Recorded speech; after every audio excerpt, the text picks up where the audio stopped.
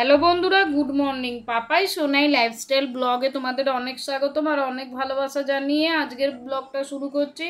কেমন আছো তোমরা? আশা করছি তোমরা খুব খুব খুব ভালো আছো আর আমিও খুব ভালো আছি। সকাল 6:10 ঘুম থেকে উঠে এই যে ছেলেকে তৈরি করছি, স্কুলের জন্য ছাড়বো। তারপর সমস্ত কাজকর্ম। আগে তো ছেলেকে ছাড়তে হবে, বলো না, মর্নিং স্কুল। মানে ঘুম থেকে উঠতে ইচ্ছে করছিল না, ওয়েদারটা এত সুন্দর হয়ে গেছে, মনে হচ্ছিল ঘুমোই। কিন্তু ঘুমোলে কি হবে বলো না, অ্যালার্মের ডাকে ঘুমটা ভেঙে গেল। যেমন গ্রামের দিকে কোকিলের ডাকে ঘুম ভেঙে যায়, আমারও একই অবস্থা, বুঝলে বন্ধুরা। মানে ওঠার ইচ্ছে নেই, কিন্তু নিজেকে জোর করে তুলে দিলাম। যতই বাড়ির গিন্নি হই, আমারও তো শরীরে আলিস্যি বা ঘুম টুম আসে। আর এখানে চলে এলাম রান্নাঘরে, একবারে নাইটি চেঞ্জ করে নিলাম, দিয়ে চা বসিয়ে দিল। ওই সকালে চায়ের এত পরিমাণে নেশা উঠে যায় যে একটু চা না খেলে আর নড়তে পারবো না। চলো চা তৈরি করে আগে খেয়ে নিই। এই যে চা খেয়ে নিলাম, ভাত বসিয়ে দিয়েছি। আর এইদিকে একবারে সাঁতলে ডালটা বসিয়ে দিচ্ছি, কারণ সকালের টাইমে তারা আছে 8:10-15 ভেতরেই ভাতটা দিতে হবে আমার দেওরকে। ওই জন্য ডালটা একবারে সাঁতলে বসিয়ে দিলে হয়ে যাবে, জানো তো। কি বলো তো, তাড়াটা একটু বেশি থাকে, যার সংসার যেমন বলো না। আমার সংসারে মানে একবারে সকালের তাড়াটা থাকে। একদিকে সকালের তাড়াটা থাকা ভালো, কারণ হচ্ছে রান্না বান্নাটা টপ করে হয়ে যায়, কিন্তু কষ্ট হয়ে যায় প্রচুর। কি বলো তো, তাড়াহুড়ো করে করা, তারপর ভোরবেলা উঠে ছেলেকে গুছিয়ে তৈরি করে স্কুলের জন্য পাঠানো, তারপর স্কুল থেকে আনা, মানে প্রচণ্ড চাপ। মানে ভোর 6টা থেকে উঠে ডেলি বলি না 1টা বেজে যায়, নিজেই বুঝতে পারি না। এই যখন এখন রান্না করছে, এখন এনার্জি থাকে খুব, 2 ঘন্টা হয়ে গেলে না আর যেন শরীর চলে না। ওদিকে কিন্তু আমার দেওরকেও ছেড়ে দিলাম, আর এদিকে সবাই বেরিয়ে গেছে। এরপর বিছানাটা ফাঁকা পেয়েছি, বিছানাটা ঝেড়ে নেব।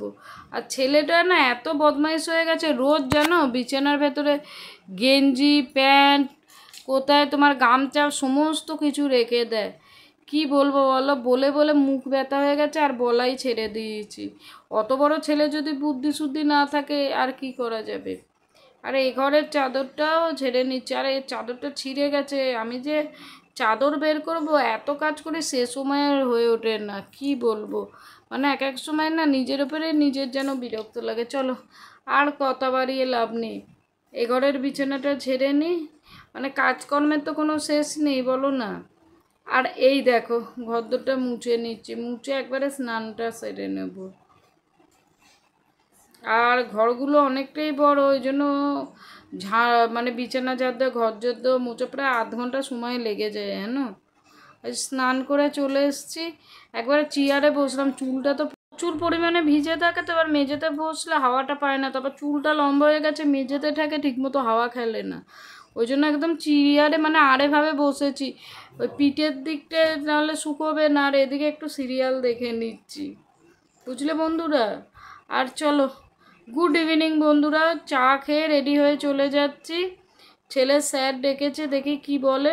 যখন ছেলেপুলে মানুষ করতে তখন তো মানে স্যার যদি ডাকে তখন তো আমি পার্সোনালি মনে করি যাওয়া উচিত। চলো তাহলে একদম রেডি সেডি গো হয়ে নিচে চলে যাব। 5টা 15 বাজে, এর দেরি করব না। আবার ছেলেকে এসে ছেলেকে পড়ানো আছে, রান্নাবান্না খাওয়া দাওয়া আছে, এতগুলো লোকের। চলো বেরিয়ে যাই। এই দেখো সোজা বেরিয়ে যাচ্ছি।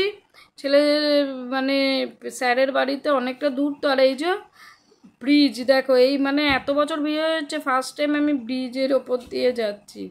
অন্যবার যখন বাপের বাড়ি যায় একদম ব্রিজের নিচ দিয়েই টোটোটা যায়, ওই জন্য ব্রিজটাকে দেখলাম আর তোমাদের সঙ্গেও শেয়ার করলাম।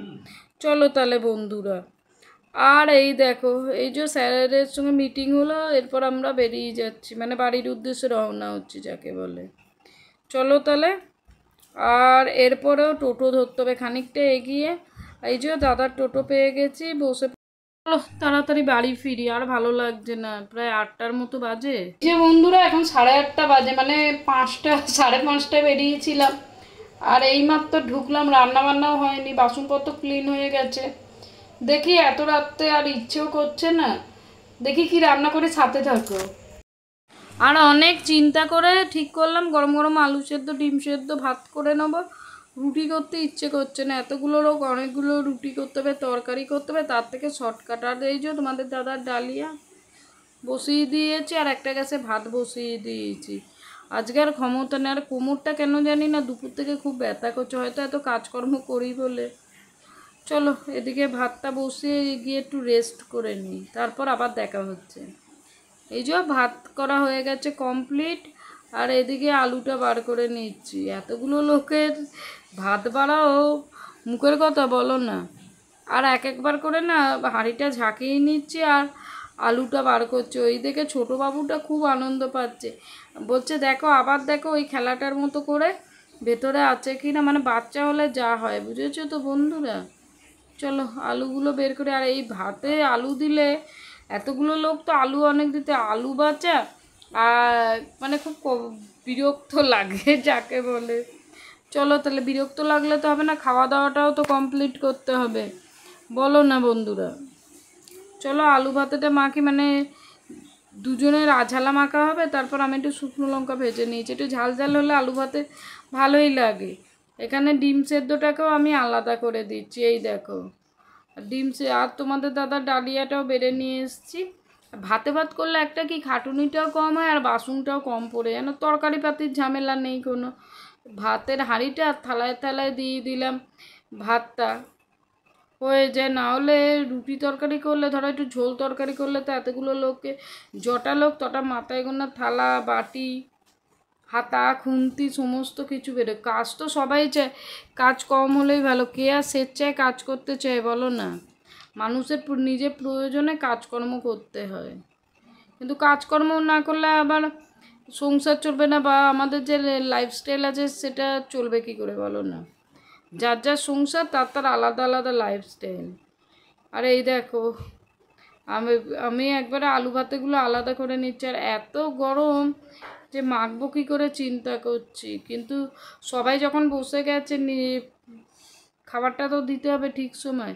ওদিকে দুটো ঝালা আলু তুলে দিয়েছে, আর এদিকে দেখো যে একটা ভেজেছি শুকনো লঙ্কা, বেশি ভাজিনি। শুকনো লঙ্কা তো শরীরের পক্ষে খাওয়া দাওয়া করা ভালো না, কিন্তু মাঝে মাঝে একটু মন চায়, বা ধরো কাঁচা লঙ্কা তো সবসময় অ্যাভেলেবেল থাকে না বাড়িতে, সেই সময়তেও তোমাকে একটুখানি খেতেই হয়।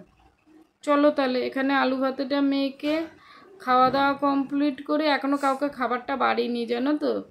আগে আলু ভাতেগুলো সুন্দর করে গুছিয়ে নিই, তারপর পাতে পাতে দিয়ে দেবো। চলো তাহলে খাবারগুলো সার্ভ করে, আর শরীরও আর চলছে না, খেয়ে দে শুই। আজকের মতো তোমাদেরকে গুড নাইট বলে দিলাম, তোমরাও খাওয়া দাওয়া করে শুয়ে পড়ো, অনেকটাই রাত্রির হয়ে গেছে, মানে এখন প্রায় বাজে 10:30টার মতো বাজে। তাহলে গুড নাইট বন্ধুরা।